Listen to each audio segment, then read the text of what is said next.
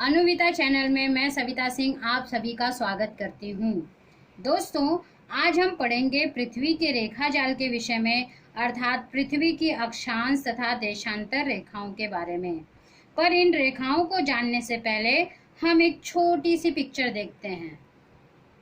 ये देखिए, ये हमारी पाठ्य पुस्तक के कवर पेज की चित्र है।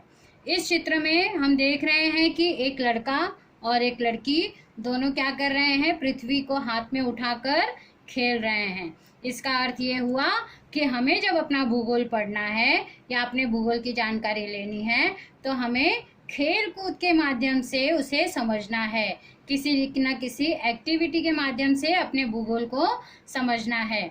अक्षांश और देशांतर रेखाएं जब हम एक्टिविटी के माध्यम से करेंगे तो हमें वो और भी अच्छी तरह से समझ में आ जाएंगी। तो चलिए देखते हैं एक एक्टिविटी जिसके विषय में मैं आपसे कुछ क्वेश्चन भी करूंगी। ये देखिए बच्चों, ये जो चित्र है इसमें इस चित्र को आपको पहले ध्यान से देखना है। ध्यान से देखने के बाद इसमें आपको कुछ बच्चे दिखाई देंगे जिसमें उनका नाम लिखा हुआ है और कुछ शहर दिखाई देंगे। अगर मैं आपसे ये पूछूं कि मानचित्र में कौन कौन से शहर दिखाई दे रहे हैं तो क्या आप बता पाओगे? जी हाँ बच्चों, ये देखो, Lima, Kimberley, Rome, Saint Petersburg, Agra, Port Blair आदि शहर हमें दिखाई दे रहे हैं। अगर मैं दूसरा प्रश्न पूछूं, ताजमहल किस शहर में है तो क्या आप बता पाएंगे? Very good, Agra. ये देखिए, अगर मैं तीसरा प्रश्न पूछूं, ताजमहल किस महाद्वीप में है तो इसके पहले वाले वीडियो में हमने महाद्वीप के बारे में जानकारी ली थी। यहाँ देखिए, ये जो ताजमहल है वो भारत का ही हिस्सा है ना, तो ये एशिया महाद्वीप में है। बच्चों, इस चित्र में यदि हम हर शहर के बच्चों से ये पूछें कि ताजमहल तुम्हारी किस दिशा में है तो वे बच्चे क्या उत्तर देंगे? जैसे यदि मैं सेंट पीटर्सबर्ग के ग्राहम से पूछूं कि ताजमहल तुम्हारे किस दिशा में है तो ग्राहम क्या बताएगा? बताओ तो। यहाँ है ग्राहम। अगर हमने ग्राहम से पूछा कि ताजमहल तुम्हारी किस दिशा में है तो ग्राहम क्या बताएगा हमें? वेरी गुड, आग्नेय। ग्राहम हमें बताएगा कि ताजमहल उसके आग्नेय दिशा में है।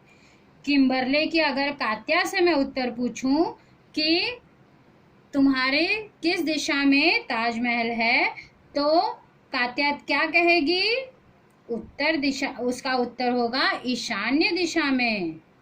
टोक्यो के मिचिको जो है वो क्या कहेंगे? नैऋत्य दिशा में। पोर्ट ब्लेयर की मीनाक्षी क्या कहेगी? वायव्य दिशा में।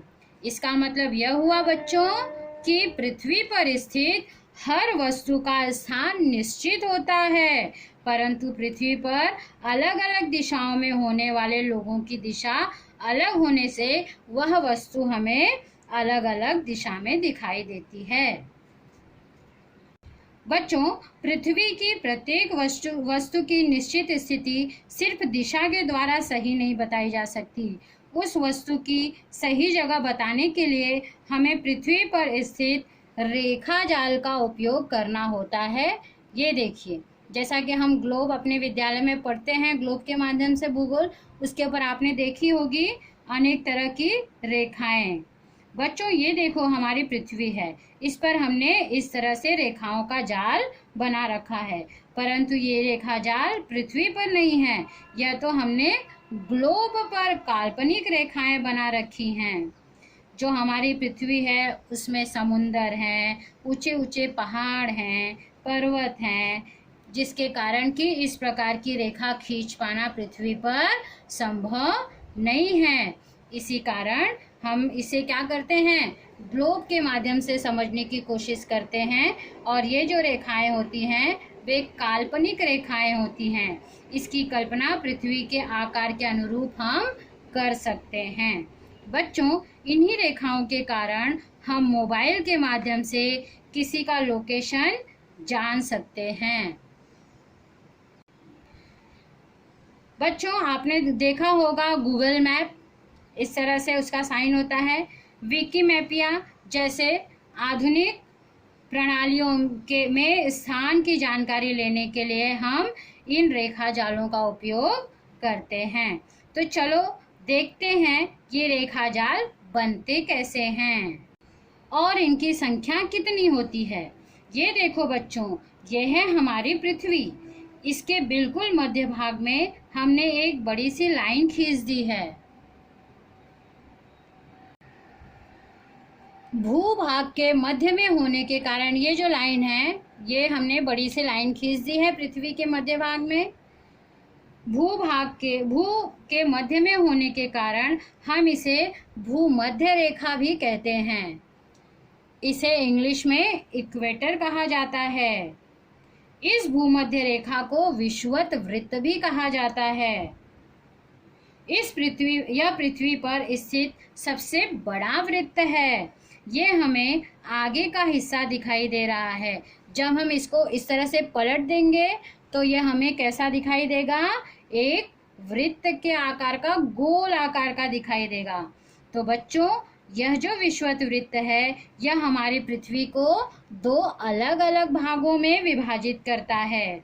ऊपर वाले गोल को हम उत्तरी गोलार्ध कहते हैं और विषुवत रेखा के नीचे वाले गोल को हम दक्षिणी गोलार्ध कहते हैं। इस विषुवत वृत्त की तरह ही हम प्रत्येक अंश की दूरी पर, हर एक अंश की दूरी पर, यानी विषुवत जो वृत्त है हमारा, वहाँ से हर एक अंश की दूरी पर हम क्या करते हैं? एक एक अक्षांश रेखा खींचते जाते हैं। इस तरह से पृथ्वी के उत्तरी गोलार्ध में 90 और दक्षिणी गोलार्ध में 90 रेखाएं खींची जाती हैं। किसी भी स्थान को निर्धारित करने के लिए यह देखा जाता है कि पृथ्वी के केंद्र से उस स्थान की दूरी कितनी है या वह स्थान कहाँ है। उसे देखने के लिए हम पृथ्वी के केंद्र से उस स्थान को जोड़ने वाली एक रेखा खींचते हैं, जो कि विषुवत रेखीय प्रतल के साथ पृथ्वी के केंद्र पर कोण बनाती है। इसीलिए इन रेखाओं का मूल्य हम अंश में नापते हैं। इन मूल्यों को अक्षांश कहते हैं। सभी अक्षांश रेखाएं एक दूसरे से समान अंतर पर होती हैं। यहाँ पर आपको दिखाई दे रहा है समान अंतर। ये अक्षांश रेखाएं काल्पनिक, वृत्ताकार तथा लेटी हुई होती हैं। ये देखिए, ये सारी रेखाएं लेटी हुई हैं। ये सारी अक्षांश रेखाएं हैं। चलो बच्चों, हम कुछ मुख्य अक्षांश रेखाओं के बारे में जानकारी लेते हैं।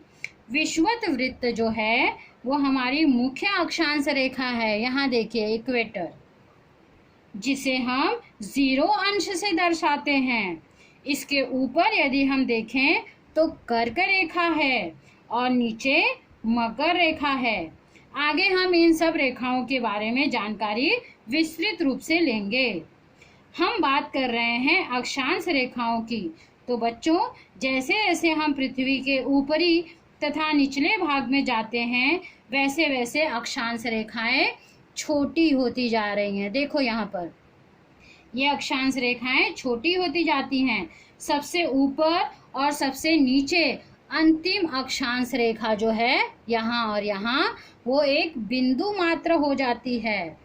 उन्हें हम अक्षांश रेखा न कहकर उत्तरी ध्रुव और दक्षिणी ध्रुव कहते हैं। जैसा कि मैंने बताया, पृथ्वी के उत्तरी गोलार्ध में 90 तथा दक्षिणी गोलार्ध में 90 अक्षांश रेखाएं अर्थात 180 तथा एक विषुवत वृत्त जो कि सबसे बड़ी रेखा है, उसे मिलाकर कुल 181 काल्पनिक अक्षांश रेखाएं हैं।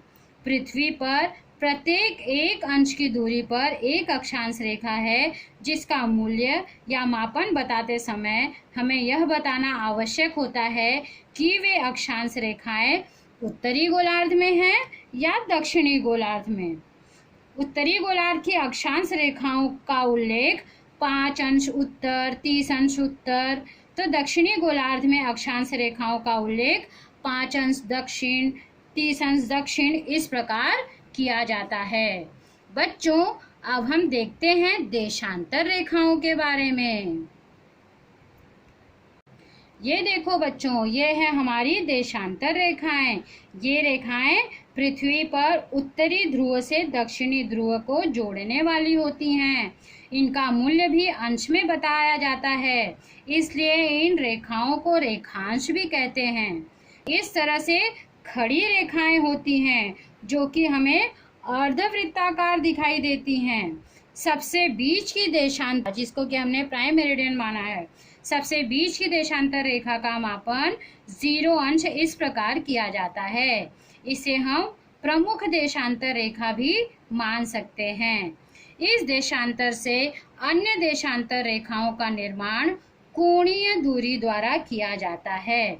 0 अंश देशांतर रेखाओं और 180 अंश देशांतर रेखा तक की सभी देशांतर रेखाएं भूगोलक पर एक दूसरे के सामने आती हैं। अगर हम इस तरह से देखें तो इसके सामने वाली पीछे की रेखा।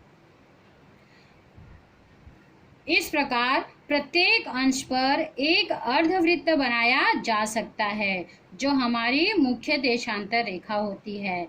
जब हम उससे अर्धवृत्त बनाते हैं तो पृथ्वी 2 भागों में अर्थात पूर्वी गोलार्ध और पश्चिमी गोलार्ध में विभाजित हो जाती है। सभी देशांतर रेखाएं आकार में एक जैसी होती हैं। ये देखिए बच्चों, ये जो पृथ्वी है हमारी, ये पूर्वी और पश्चिमी गोलार्ध में इस 0 अंश देशांतर रेखा के कारण बढ़ गई है। तो विषुवत वृत्त पर इनकी दूरी अधिक तथा ध्रुवों पर जाते जाते इनके बीच की दूरी कम हो जाती है। ये जो देशांतर रेखाएं हैं, जब ये विषुवत वृत्त पर होती हैं, ये जो हमारी विषुवत रेखा है यहाँ पर जब होती हैं तो इनके बीच की दूरी देखिए अधिक है, लेकिन जैसे जैसे ये ध्रुवों की तरफ जाती हैं इनके बीच की दूरी कम होती जाती है। देशांतर रेखाओं का मूल्य बताते समय 10 अंश पूर्व, 20 अंश पूर्व तथा पश्चिमी गोलार्ध में 10 अंश पश्चिम, 25 अंश पश्चिम इस प्रकार बताया जाता है। 0 अंश प्रमुख देशांतर रेखा से 180 अंश देशांतर रेखा तक एक वृत्त तैयार हो जाता है, जिसे यदि हम आधा कर दें तो पश्चिमी और पूर्वी गोलार्ध बन जाता है। ये तो मैंने आपको बता दिया है, लेकिन आपको अच्छी तरह याद हो जाए इसलिए मैं फिर बता रही हूँ। पृथ्वी के पश्चिमी गोलार्ध में प्रत्येक अंश पर एक देशांतर रेखा, जो पश्चिमी गोलार्ध है प्रत्येक अंश पर एक देशांतर रेखा, उसी तरह से पूर्वी गोलार्ध में भी प्रत्येक अंश पर एक देशांतर रेखा होती है। इस तरह से 179 देशांतर रेखाएं होती हैं। इस प्रकार प्रमुख देशांतर रेखा को मिलाकर देशांतर रेखाओं की संख्या 360 हो जाती है। बच्चों, यदि हम अक्षांश अर्थात लेटी हुई रेखाओं की बात करें तो प्रत्येक अक्षांश रेखा के बीच की दूरी 110 किलोमीटर होती है, परंतु देशांतर रेखा विषुवत रेखा पर चौड़ी तथा ध्रुवों पर जाते जाते पतली होती जाती है। इसलिए इनके बीच की दूरी जो है, इनके बीच की दूरी सभी स्थानों पर समान नहीं होती, पर विषुवत वृत्त पर सभी देशांतर रेखाओं के बीच की दूरी 111 किलोमीटर होती है, परंतु दोनों ध्रुवों पर इनके बीच की दूरी 0 अंश हो जाती है। बच्चों, पृथ्वी पर 111 किलोमीटर के बीच वाले स्थानों की अचूक स्थिति बताने के लिए अंशों को छोटी इकाइयों में बांटा गया है। जैसे अंश का विभाजन मिनट में किया गया है तथा मिनट का विभाजन सेकंड में किया गया है। इस प्रकार अक्षांशों और रेखांशों के मूल्य अंश, मिनट तथा सेकंड इकाइयों में बताने की प्रणाली है। यहाँ पर देखिए, ये अंश, मिनट और सेकंड, इस तरह से हम इसको दर्शाते हैं। इसमें अंश में 60 हिस्से होते हैं तथा प्रत्येक हिस्सा 1 मिनट का होता है। उसी प्रकार प्रत्येक मिनट का 1 सेकंड होता है। इसे चिन्ह द्वारा हम इस तरह से दर्शाते हैं। इस प्रकार से बच्चों भूगोलक पर स्थित अक्षांश तथा देशांतर रेखाओं से एक प्रकार का रेखा जाल तैयार हुआ है। देखिए यहाँ पर रेखा जाल तैयार होने से पृथ्वी के किसी भी स्थान की स्थिति इसी रेखा जाल द्वारा निर्धारित की जा सकती है। तो आज हमने देखा देशांतर रेखा और